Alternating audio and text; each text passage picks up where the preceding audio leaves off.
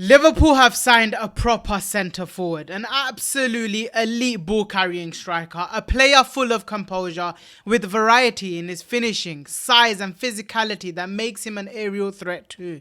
Most importantly, he's a big game player with a winning mentality. In this video, I'm breaking down the 5 things Alexander Isak will bring to Liverpool that will make their attack truly terrifying for any team that they face, and explain exactly why the Premier League should fear this Liverpool side. But first, let's give this signing some context because it was the biggest transfer saga of the summer. Alexander Isak told Newcastle before the window even opened that he wanted to leave. Newcastle promised him a new contract, but it never came. At the same time, Liverpool and other clubs had already started talks with his representatives. Weeks later, Liverpool stole Newcastle's #1 forward target, Hugo Ekitike. And after that, they made it clear to Newcastle that they still want Alexander Isak. Their opening bid of 110 million was rejected instantly, with Newcastle insisting that Isak will not be for sale.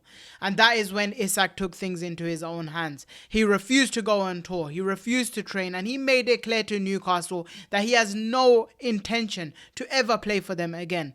Newcastle kept on saying that they need 2 strikers to replace Alexander Isak and that they will only sell if a 150 million bid comes in. Fast forward to deadline week, they overpaid for Nick Walter-Mate, a very highly rated young striker, spending around 80 million. Then on the night before deadline day, Newcastle finally told Liverpool they were ready to sell him, and a 125 million fee was agreed, and just like that, Alexander Isak was a Liverpool player. So why did Liverpool pay such a hefty amount? Why were they so willing to break the British transfer record? And most importantly, what exactly does Isak bring to Liverpool that they've been missing? That's what we're about to do a deep dive into. Stick around because you'll learn things about Isak you didn't even know. But before we get started, don't forget to subscribe and hit that like button right now. The first attribute that Alexander Isak brings is, of course, real output, pure output. Now you might be wondering, why do Liverpool need that when they already have the likes of Mohamed Salah? Well, unlike us fans, the club doesn't just think about one season, they are thinking about the next 5 years. And we've already seen this season, for different reasons, including the unfortunate passing of Diogo Jota, RIP to him, and Trent Alexander-Arnold no longer being used as a right back, Salah hasn't been as involved in the game as before. His output has dropped a little. Don't get me wrong, I'm sure it will pick up as the season goes on. But Salah is now 33 years old. He's signed a 2-year extension. Realistically, how many more years can Liverpool rely on him to carry that attack, to carry the bulk of the goal scoring and the creativity like they did last season?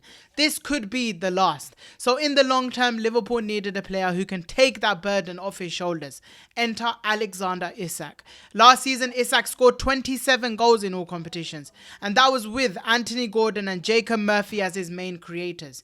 Imagine what he can do with Mohamed Salah and Florian Wirtz supplying him, or in a Liverpool side that genuinely dominates possession and is always looking to control the game. Even when Salah isn't available, say during AFCON, Liverpool now have the likes of Alexander Isak, Hugo Ekitike and Florian Wirtz to share that load. Salah no longer has to carry everything on his back like he did last year. And just to put things into context on how ruthless Isak actually is, he scored 50 Premier League goals in 76 games. Only 76 games. In the 24-25 season, his non-penalty shot conversion rate was 26.4%. Only 4 players in the Premier League had a better record. So not only are Liverpool buying a striker, they are getting a pure goal scorer. But that's not the only quality he brings. The second attribute that Isak brings is his elite ball carrying and dribbling ability, and this is what makes him such a rare profile and such a rare striker. Unlike your typical tall strikers, Isak stands at 6'4", but he's genuinely comfortable with the ball at his feet. He's got incredible balance and footwork like he's a winger. Statistically, he's in the 91st percentile for progressive carries, the 90th percentile for successful take-ons, the 91st percentile for carrying the ball into the penalty area, and 94th percentile for dribbles attempted. That is an outrageous profile, and that is why he has been compared as a modern day Thierry Henry.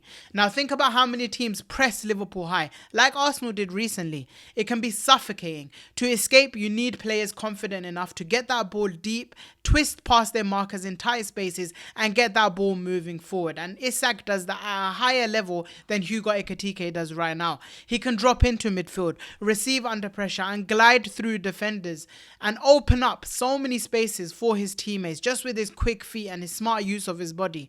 That doesn't just help him shoot, it opens up that space for the likes of Florian Wirtz and Mohamed Salah to really destabilize some of the compact defenses that Liverpool come up against and create chaos where Liverpool can really thrive. And against defensive sides who try to sit back deep, his ability to dribble, move defenders around, then combine with the likes of Salah and Wirtz makes him the perfect striker to unlock a deep defense, a low block. On top of that, Liverpool have lost some of their transition power this season, especially after defending set pieces. You know, when the set pieces get cleared from outside of Liverpool's box, Liverpool usually thrive in those situations and get that ball forward quickly. Trent Alexander-Arnold, Luis Diaz and Darwin Núñez were all so good at carrying that ball forward for Liverpool. Isak helps replace that. The way he glides with the ball at speed, turns defense into attack in an instant. The third attribute that Isak brings is his variety of finishing. His technical level in front of goal is absolutely elite, and he's got so many different ways of putting the ball into the back of the net.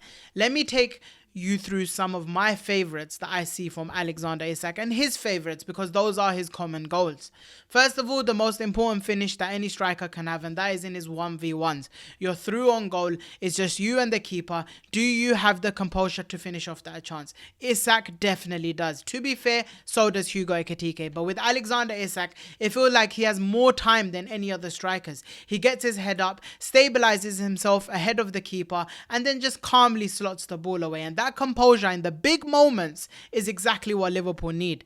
The other thing is, he's actually two-footed inside the box, so defenders actually have no idea which way to show him, because if you block him from his right foot, he might open up the space on his left foot and finish off a chance. And that is so important, because it means defenders are not able to guess what Alexander Isak is going to do in the box. And then you have what I like to call the thunderbolt. He's got absolutely brilliant ball striking ability, so even from outside the box he can smash one into the top corner. Just ask Newcastle, because he did that exactly like that for Newcastle against Liverpool. And the final point here is maturity. Isak has added that poacher's goal to his game. Last season he scored 8 goals from inside the 6-yard box, a career high. In fact, 19 of his goals came from first time finishes. That shows he's got the presence in the box, he's got the sharp movement, and it's a striker who's evolved into someone defenders simply can't switch off against. And so not only is he a cool, composed finisher, he's also ruthless in every possible way. But what about the physical side of his game? That is another massive weapon. Now, this is another quality that makes Isak so hard to defend, and one that's going to be very good for Liverpool, and that is his aerial ability. Isak makes clever, well-timed runs into the box, peels off his defenders, and that gives Liverpool's set-piece takers a real target to aim for. Or even the fullbacks who go out wide and try to get across into the box, getting that to Alexander Isak. Players like Wirtz and Szoboszlai with their half-space crosses, they will be able to find Isak in the box. And it's not just about scoring headers. Isak uses his aerial presence to bring teammates into the play. He's excellent at winning his aerial duels, no matter how physical the defender. And if that means McAllister or Gravenberch pick up the second balls around him, Liverpool can play long when they need to. And they did quite similar in the last couple of games when they were playing long to Cody Gakpo to be able to relieve pressure. And when you add Alexander Isak to that, the aerial level of this Liverpool team just increases. With his size and presence, he becomes a huge weapon on corners and free kicks. Just picture it, Florian Wirtz taking a corner or a free kick, and when you look inside the box, you got Virgil van Dijk, Ibrahima Konate and Alexander Isak all charging on it. That immediately improves Liverpool's set piece threat on both sides of the pitch. And then there's the final attribute, again one of the most important ones, his mentality. Isak is a big game player. Last season he scored against Arsenal, Tottenham, Liverpool, United and Chelsea. He steps up when it matters most, and at Liverpool, you're guaranteed to be involved in the big games, in the huge moments, Champions League knockout ties, title run-ins, cup finals. You need a striker who doesn't shrink under the pressure but thrives in it, and that's what Alexander Isak can do. He proved it at Newcastle, scoring vital goals in their Carabao Cup run and in the top 4 race. The bigger the stage, the better he performed. He doesn't need a perfect team move or endless chances. He can create something out of nothing, a dribble, a strike, a moment of individual brilliance that wins you the game. And beyond the goals, there's his aura. Even in his first Liverpool interview, you could see it. That quiet confidence, that belief in himself that he deserves to be where he is. It's that give me the ball and I will show you what I can do mentality. And sometimes in the biggest games of the season, that's what makes the difference. So to sum it all up, Isak gives Liverpool goals, elite ball carrying ability, ruthless finishing, aerial dominance and a winning mentality. It's why Liverpool are willing to break the British transfer record, and it's why every single Premier League defence should be very, very worried. Of course, not everything is a strength. Every player has weaknesses, and Isak is no different. The first and biggest concern is, of course, his injury record. From his early days up until now, Isak has constantly picked up plenty of muscle injuries, especially when he's asked to play game after game with little rest. He hasn't really proven yet that he can go through a 55-game season without setbacks, and if he were to aggravate one of those issues, it could be a real problem for Liverpool. That said, there are, of course, positives. With Ruben Peters leading Liverpool's medical and conditioning setup, the injury situation at the club has definitely improved, and to the fact that Liverpool can no longer play that heavy metal football that they used to play and are now looking to control games more, maybe, just maybe, Isak stays fit more consistently at Anfield.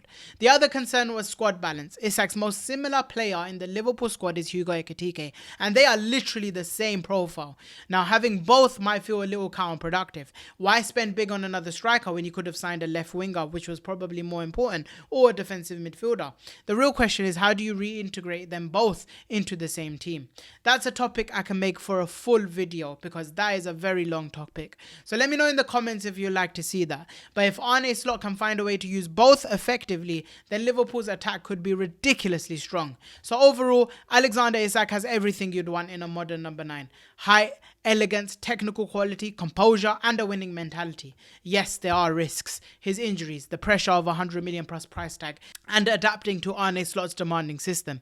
But if Liverpool can manage those challenges, Isak might just be the missing piece, the world-class striker that leads Liverpool into a brand new era after the old guys who were already here end up leaving. I hope you guys enjoyed this breakdown. Don't forget to like the video, comment your thoughts on Alexander Isak to Liverpool down below. How much of a game changer do you think he'll be? And of course, subscribe and hit the notification bell so you know whenever I upload. Thanks for watching and peace.